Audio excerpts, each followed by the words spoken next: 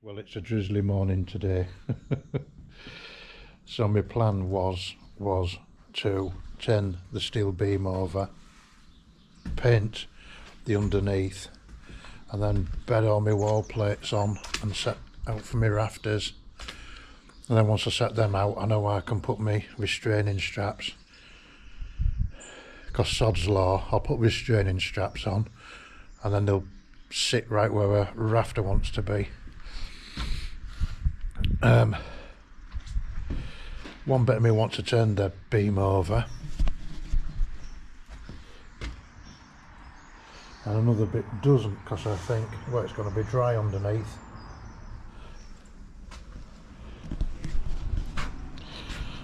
But we don't know unless I give it a go, I suppose. Taking some getting going this morning. So right, let me get prepared for turning this beam over, and then I'll show you how I'm going to try to do it. So what my plan is to turn the beam is that scaffold pole there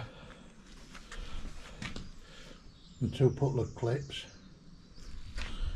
and I'm going to make myself a clamp to sit on there. Then hopefully I can just roll it over in a controlled fashion.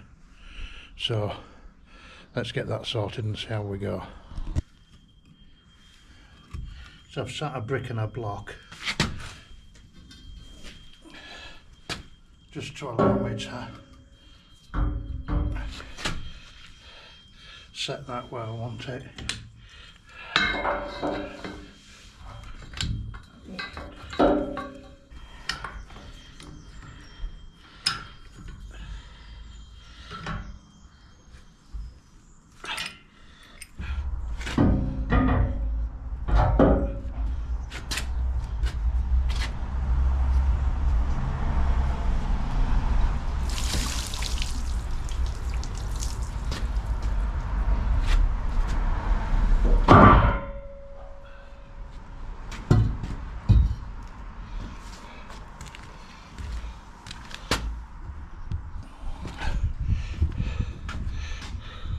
Well, that worked all right.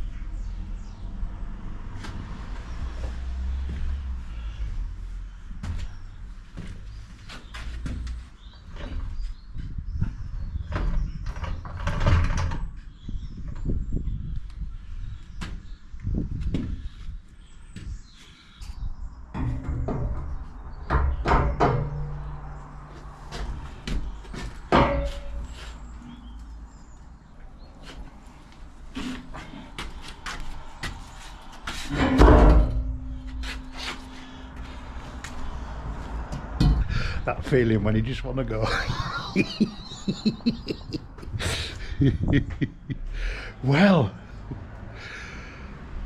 that was easy.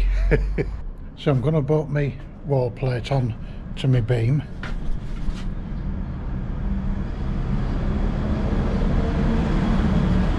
There we are, look.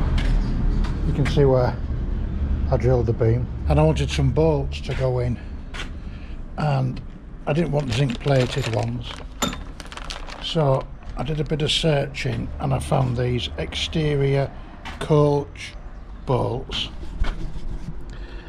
They are, look, 1000 hours salt spray tested exterior coach bolts. I thought they sound the trick, because it's going to be uncovered for a while. I didn't want everything going rusty. So on Screwfix, those 2 packs of bolts I think were £39. At Toolstation the same bolts for 2 packs was 24 quid. It just shows you just naturally think Screwfix, don't you, just for being handy. But I'm starting to discover the joys of Toolstation. That's a couple of things what I've had from them now, and so much cheaper than Screwfix, and every penny counts in this day and age.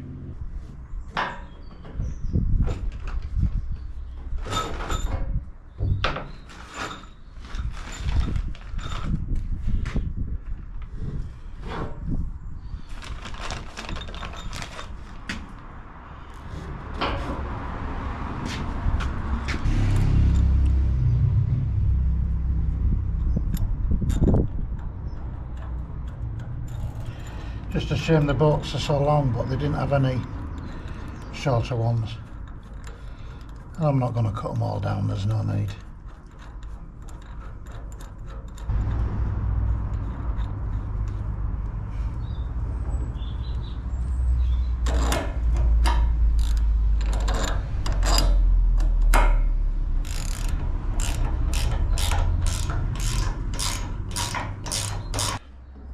So I think that's central.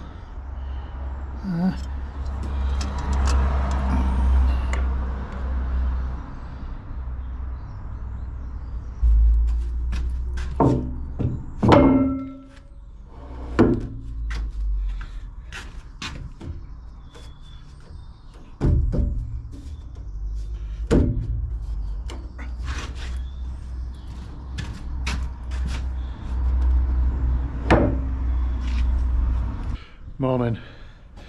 So I'm going to bed me wall plates on this morning, set my rafters out and set my straps out, my restraining straps and my wall plates.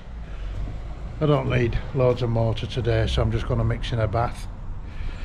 So I'm not getting my mixer out, I'll use my whisk, just what I want today, so best crack on.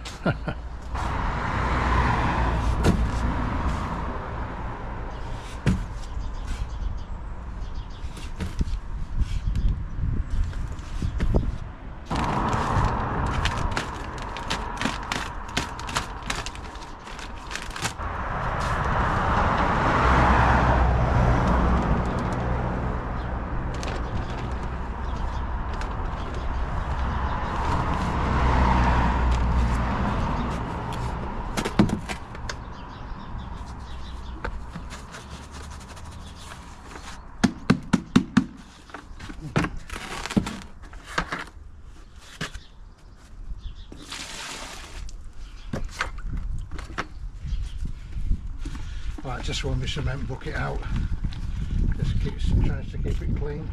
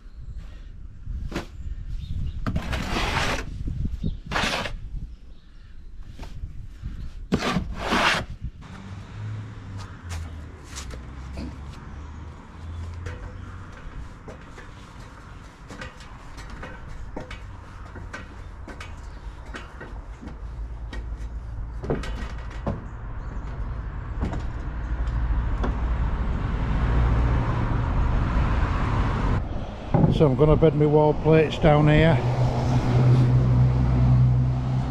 There's one, the other one's down there somewhere. So I just need to bed these cavity trays on. And I trimmed these the other day so that they're half on the block, so that I can bed these on, but then there's also somewhere for mortar to hold the wall plate. So I did that. I did them the other day. It's got some clip to go on, and clips on there when I wall that in.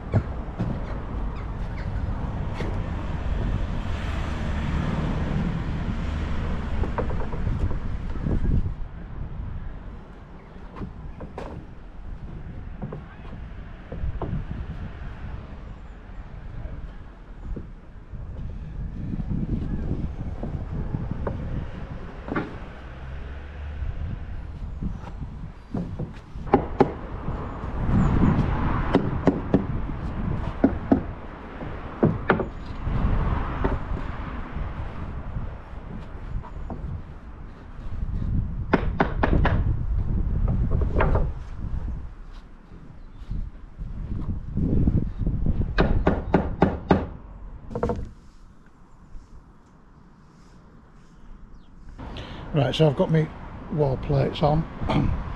I can now set my rafter positions, and then that will allow me to set my restraint straps for holding down the rafters. I need to set the rafters first because sod's law is you'll put your restraint straps on and then a rafter will want to sit right on top of one of them, so you might as well just set them out. So I'm going to go do that process now. So I want to see where my wall is. I could just do this by eye, but I've got my square here, so I might as well just. So that is the line of this wall in there. So I'm going to stick a screw in there. I'm not going to knock a nail in because I've just bedded this on. If I stick a screw in there, I can then hook my tape measure round it to set my rafters out.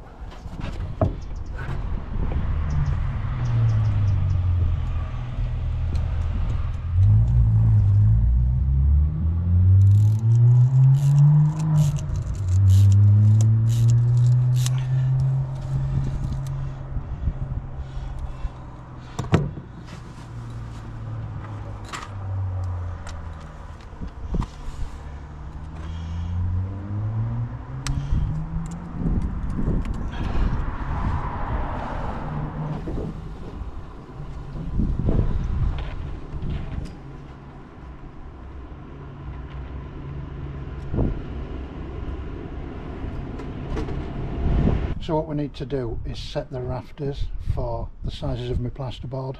I'll be using 8x4 plasterboards, which are 2.4 by 1.2.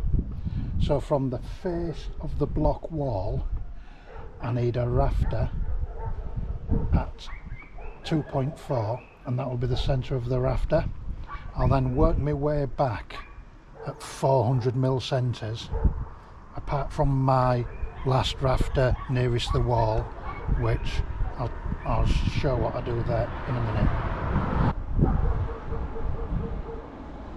2 metres forward,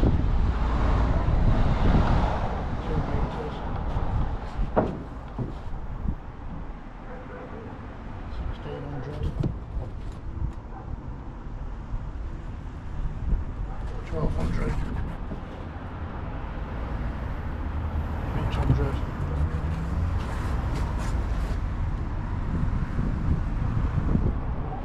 400. There is a 400 which is off the face of that wall, but your first rafter doesn't sit there. My first rafter will come off the thickness of a rafter off that wall, so my rafter will sit. So that is the line of the wall. My rafter will sit there, and I'll do that measurement, that gap, the thickness of the rafter, so that when my rafter goes up there, you put packers in this gap at this side and the other gable, and it helps to tie all your roof together, make it a solid unit. And then I've got metal straps which come across either under or on top of the rafters, and they drop down the back of the cavity, so that the back of the strap is sat against the face of the block, and it all stops your roof moving left and right. So I'm going to go set this out, and then where my veluxes go, you've got double rafters there, so I just need to work all that out. So I'm not going to film all that, so I best crack on. And because I've set the positions of my rafters out, it means I can set the positions of where my straps go. So look, you can see them over there, and they all help to hold your roof down. Well, they hold the wall plate down, and then everything starts to bolt to the wall plate, because you've got to stop it. The wind lifts everything off. So I'm now going to go drill, plumb all them up, and start fixing them, but I won't screw them in onto the top of the wall plate there, because I've only just bedded this on. I'll fasten them down later, as well as screw my laps, which I've got to do. So I need to drill from my straps now. I'm just going to plumb them up with a spirit level first and just mark a line down so I get them plumb. You can do it with your eye, that's fine. I'm just doing it with a spirit level. It just keeps them looking tidy, and because I want to and I can.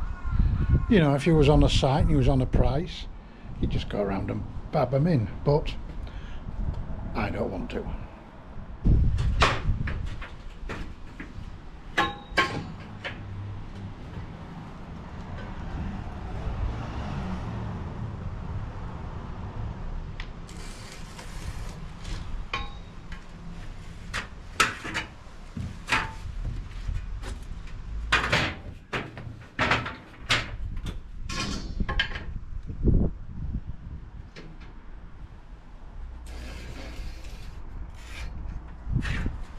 So because I'm using aircrete blocks, they don't like taking a wall plug, they don't like anything what expands.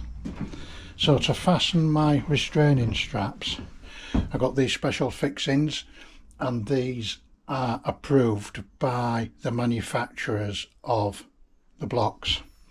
So they are made by DeWalt. Aerated concrete anchor. So these are them, and you screw them in, you drill an hole, fasten them in with an Allen key. I've got coach bolts to go in to help fix the straps back.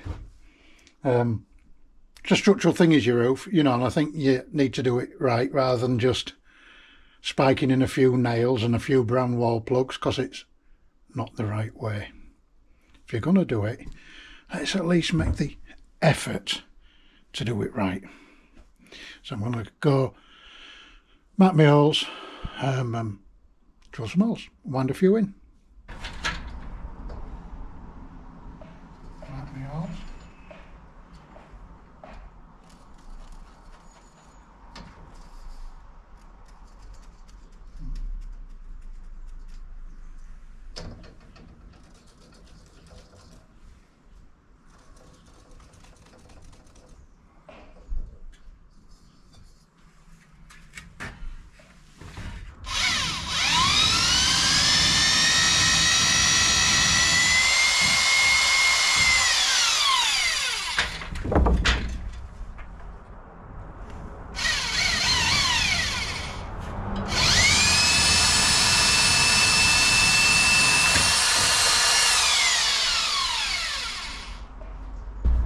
Don't need to be on hammer drill for what these are, just so soft.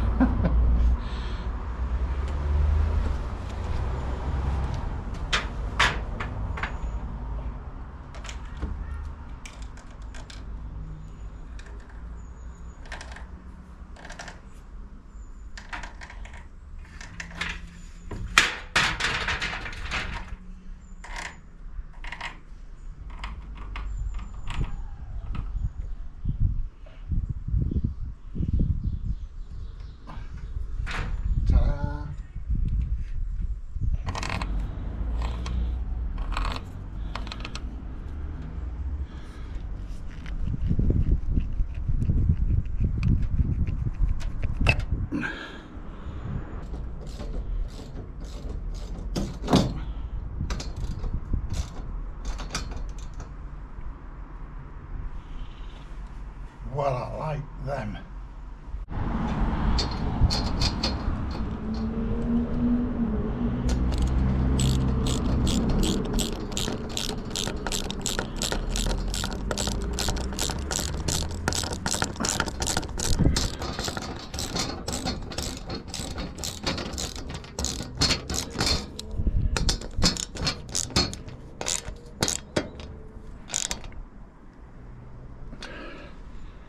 Wow,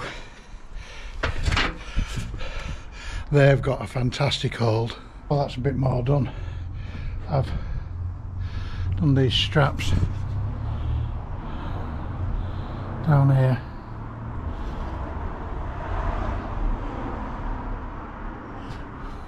It's got all the tops to nail. Got some twist nails to go in. I'll sort them out another day. And then I've got I've drilled them too. I've got the other side to do, but I need some more fixings. I got what they had at the shop.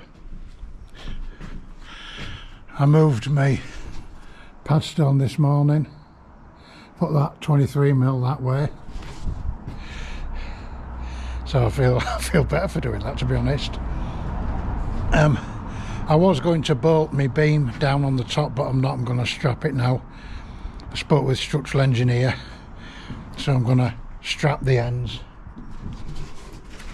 I've just got some noggins to go in there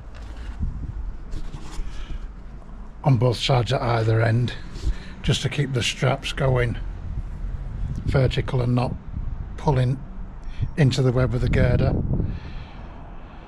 I'll show you that when I do that, maybe. I think my next little video I'll make is putting this beam up. So I did have a plan where I could put the beam up on my own, and my plan was to get 2 Genie super lifts, which are like man-powered forklifts. I have one there and one say there. Lift this beam up on the diagonal up to that point there, and then square it up. So I've got a little magnetic spirit level which I'm going to put underneath the web of the girder. Then I could do like 3 turns on that super lift, then 3 turns on that one, keep my eye on the bubble and make sure I was lifting up level, if you like. So then when it was squared up, the ends would be over a wall, so then I was going to push it forward on both sides up to that block, then lift it up, then push it forward, lift it up, push it forward, lift it up, push it forward. So that was me plan, to get it up there, with the thinking, I know I can push it forward because I've put lots up with super lifts, but that was a lot of years ago. Thinking the ends are always over a wall, so if there was a problem it wouldn't come crashing down because it's always over a wall. Then once I got it up to head height, I was going to measure my 100mm in and put some masking tape around, so that I know when I was down here, providing the edge of the masking tape was in line flush with the edge of my padstone, I knew that I was in position. And I was going to mark, I've got some white liquid chalk, I was going to mark the underneath of the steel beam in the middle with a line, and mark the centre of my padstone, so that when the chalk was lined up with my centre line, I knew that the beam was in position, and I knew if my masking tape was flush with the padstone, it had the correct bearing, so I believed I could get this beam up on my own. I plan on doing everything on my own because I have to do.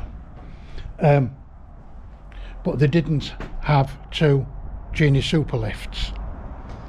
They only had 1. So my son James has sorted me out something else. So fingers crossed that'll be next Saturday. So James saved the day, thank you very much. So I think the next video will be me and my son putting the beam up, so fingers crossed. Right, I'm going in now. I'm going to go get me tea. Well, make a shower. I'm going in now. I'm going to have a shower and then make me tea. See you later.